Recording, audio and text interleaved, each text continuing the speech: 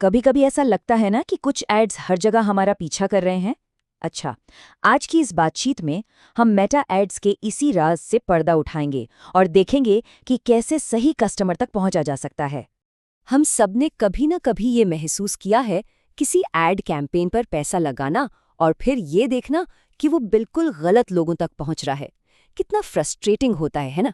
पर चिंता मत कीजिए, अब ऐसा नहीं होगा। अच्छी बात यह है कि इसका एक सल्यूशन है और ये सब कुछ मेटा के 3 पावरफुल ऑडियंस टाइप्स को समझने पर टिका है। तो चलिए एक एक करके इन तीनों को समझते हैं।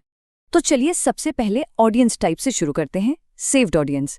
इससे अपनी टारगेटिंग की स्ट्रेटजी का कह सकते हैं बेसमेंट या नींव समझिए। चलिए एक उदाहरण लेते हैं। मान लीजिए कि आपकी एक कॉफ़ी शॉप है।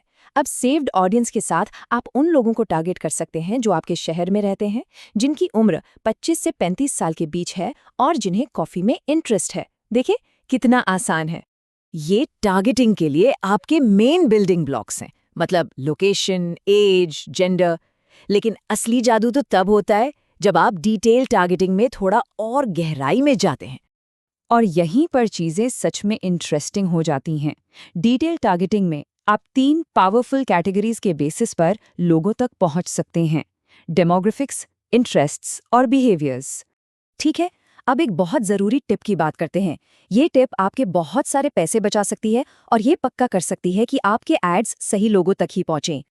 ये नियम बहुत सीधा सा है, लेकिन बड़ी बड़ी गलतियों से बचा सकता है।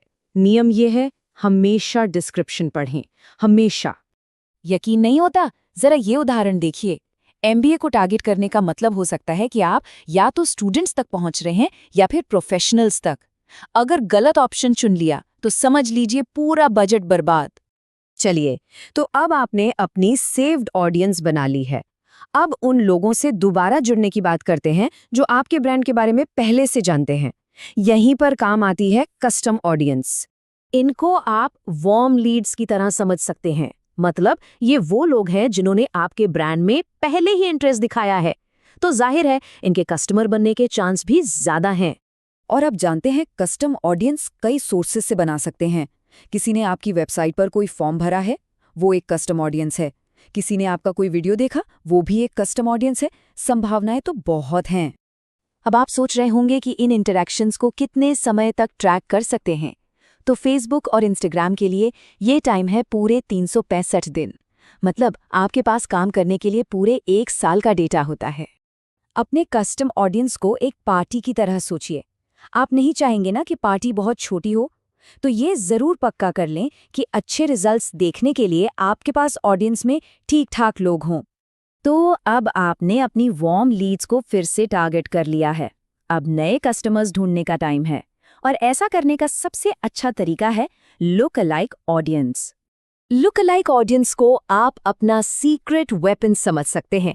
ये आपको अपने मौजूदा कस्टमर्स जैसे ही लाखों नए लोगों तक पहुंचने में मदद करती है।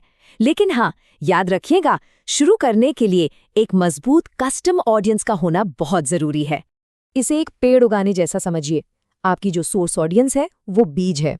अब बीज जितना अच्छा और मजबूत होगा, पेड़ भी उतना ही बड़ा और मजबूत बनेगा। सीधी सी बात है। लुक अलाइक ऑडियंस बनाते वक्त आपको एक चॉइस करनी पड़ती है। 1% वाली ऑडियंस सुपर टारगेटेड होती है लेकिन छोटी होती है, और 10% वाली ऑडियंस बड़ी तो होती है लेकिन कम सटीक होती है। तो अपनी ज़रूरत के हिसाब से सही बैलेंस चुनना ज़रूरी है। तो हमने तीनों ऑडियंस टाइप्स के बारे में जान लिया है। अब सवाल ये है कि इन्हें एक साथ इस्तेमाल कैसे करें। चलिए एक सिंपल सी स्ट्रैटेजी बनाते हैं।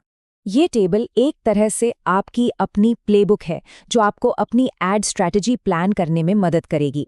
इसका इस्तेमाल करके ये तय कीजिए कि कौन सी ऑडियंस कब यूज़ करनी है। तो अब जब आप जानते हैं कि हर ऑडियंस टाइप कैसे काम करता है, तो फिर इंतज़ार किस बात का है? जाइए और अपने आइडियल कस्टमर्स को ढूंढना शुरू कीजिए।